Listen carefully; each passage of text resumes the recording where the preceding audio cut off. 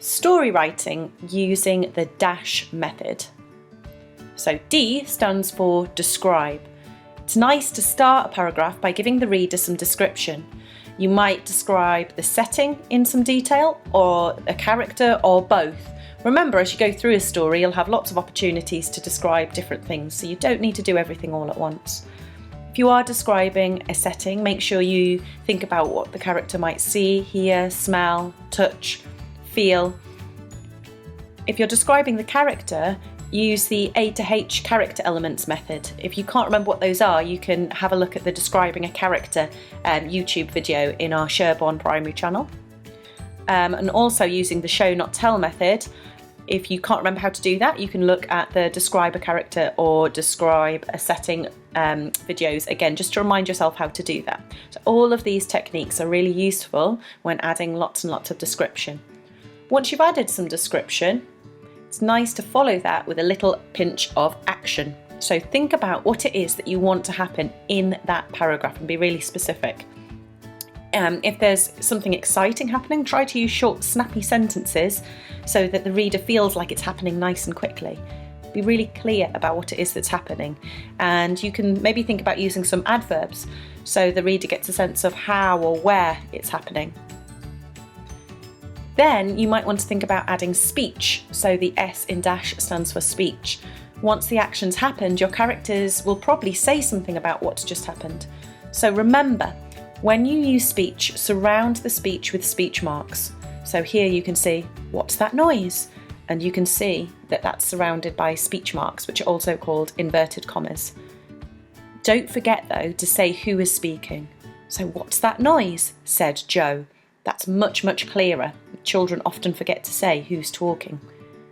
But sometimes you can add even more information to the speech. What's that noise? Whispered Joe, ducking behind a car. So here it's really clear who's talking. I've used whispered instead of said, which adds a bit more detail. And I've said what he was doing while he was speaking, which just adds a little bit more interest to the story. So that was D, A and S. And the H stands for how. So you might then go on to explain how characters react or how things change in the story. So do the characters then head somewhere new, or do they start doing something different? Now you'll recognise this sort of writing. This is very simple writing, and it's really good if you're telling a story to somebody very young. Goldilocks found a cottage in the woods. She knocked on the door, but there was no answer. She pushed the door open and went inside. This is very nice writing if you're writing to a young audience, but as you start to experiment with writing to older children or for adults, you want to add a lot more detail. So using a dash paragraph, this is how that paragraph may have sounded. Through the trees, Goldilocks pushed on. She felt the soft moss under her feet and heard the bird song all around her. Ahead of her lay a stone house. The faint smell of honey and oats drifted from the dainty window next to the door. Excitement replaced boredom as Goldilocks crept closer. She reached the house. It seemed empty. "Hello?" she called out. There was no answer. With her heart beating quickly, she stepped inside. What would she find? Okay, so the dash way of writing a paragraph. You don't have to write a paragraph like that, and you can always start a paragraph with action or with speech, but it is a very good method to learn how to use, and it's a good thing to be able to, if you're not sure where to go with your next paragraph, it's always a good way into your writing. So here I've written quite a lot of description, a short amount of action.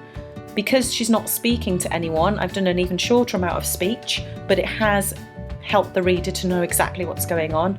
And then with the how element, it almost leads you on to the next paragraph. So I've said, with her heart beating quickly, she stepped inside. What would she find? So that's then going to set me up for writing a new paragraph about Goldilocks being inside the cottage. So in the next paragraph, I'll describe the kitchen. I will probably start thinking about the action of her tasting porridge, the speech of her reacting to each bit of porridge, and then the how, I'll think about what she does next. She might then decide that she wants to go and be a bit nosy for the rest of the house. So it just helps to lead you through a story, but at a much higher level of writing. Okay, I hope that makes sense. And remember, if you want to revisit any of the ideas we've talked about so far in regards to describing a character or a setting, go back and have a look at the other PowerPoint videos that I've added to YouTube so far. Okay, I hope that you enjoy having a go at this method, and I hope you find it useful. Bye bye.